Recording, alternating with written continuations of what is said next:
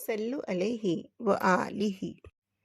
جب آپ 25 سال کی عمر میں ریان شباب کی رنگینیوں سے ہم آہنگ ہوئے تو بی بی خدیجہ کا مال تجارت لے کر شہر بصرہ کی طرف سفر کیے۔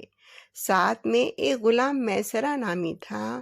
وہاں نفع کثیر آپ کو حاصل ہوا۔ آپ کو اللہ سبحانہ وتعالیٰ نے فضیلت خاصہ سے متصف فرمایا۔ آپ کا کوئی ثانی نہ ہوا۔ اس سفر میں میسرہ غلام نے کئی معجزے دیکھے۔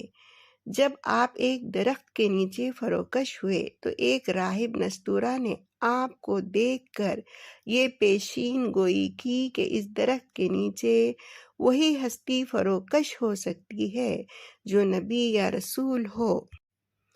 مزید اس نے آپ کی آنکھوں میں سرخی دیکھی اور کہا، نبوت و رسالت کی یہ ایک اور علامت ہے۔ جب آپ مکہ میں رونق افروز ہوئے، بی بی خدیجہ بہت خوش ہوئیں۔ مال تجارت میں نفع کثیر حاصل ہوا تھا۔ وہ آپ کے حسن و جمال سے متاثر ہو کر مائل با محبت ہو گئیں۔ جب آپ ان کے روبرو آئے تو آپ کے حالہ پیرا 2 فرشتے نور کی کرنوں سے آپ کے روئے منور کو تابناک کر رہے تھے۔ اس منظر سے وہ متعجب ہوئیں اور دل میں آپ سے شادی کی امنگ پیدا ہوئی تو حضور اقدس نے اپنے چچا ابی طالب سے اس کا ذکر کیا تو شادی کی تاریخ مقرر ہوئی۔ بعوض مہر 500 درہم عقد ہوا اور خطبہ نکاح ابی طالب نے پڑھا۔ بی بی خدیجہ کو زوجیت کا شرف حاصل ہوا۔ اس طرح خوشی خوشی خدیجہ کے مشکوہ مولا میں آپ رہنے لگے۔ ان کے بطن سے حضرت قاسم، طیب اور طاہر تولد ہوئے اور صاحبزادیوں میں Bibi Zainab, Bibi Ruqayya, Bibi Kulsoom اور حضرت بی بی فاطمۃ الزہرا علیہ السلام تولد ہوئیں۔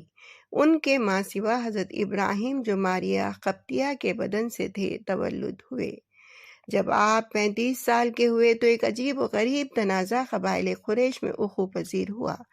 وہ یہ کہ حجر اسود مکے میں سیلاب آنے کی وجہ بہہ گیا تھا اور اس کو کعبے میں پھر سے نصب کرنا تھا۔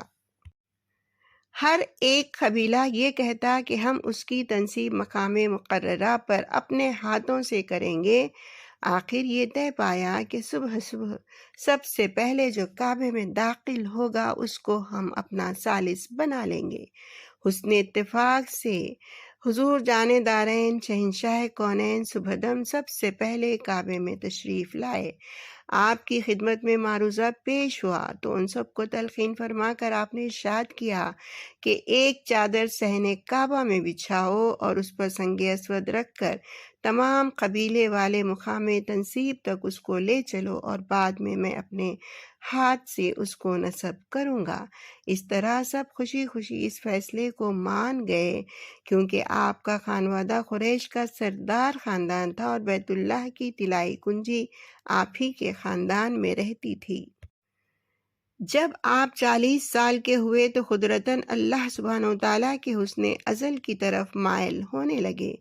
تنہائی اور خلوت کے لیے غار حرا میں تشریف لے جایا کرتے۔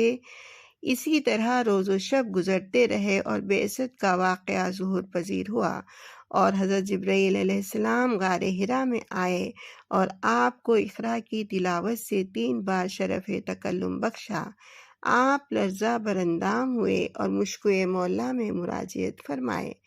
بی بی خدیجہ سے فرمایا، زملونی زملونی، مجھے چادر اڑاؤ چادر اڑاؤ، اور دیر تک ایک عجیب سی کیفیت آپ پر طاری رہی تو بی بی خدیجہ نے آپ کو دلاسا دیا اور چچا زاد بھائی ورقہ بن نوفل کے پاس لے گئیں جو صحف الہیہ کے متبحر عالم تھے۔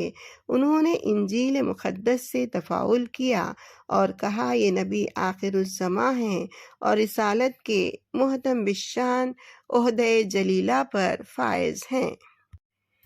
اے کاش میں اس وقت تک بقید حیات ہوتا تو آپ کا دین اسلام قبول کرتا۔ صلو علیہ وآلہ، صلو علیہ وآلہ، صلو علیہ وآلہ، صلو علیہ وآلہ، صلو علیہ وآلہ، صلو علیہ وآلہ۔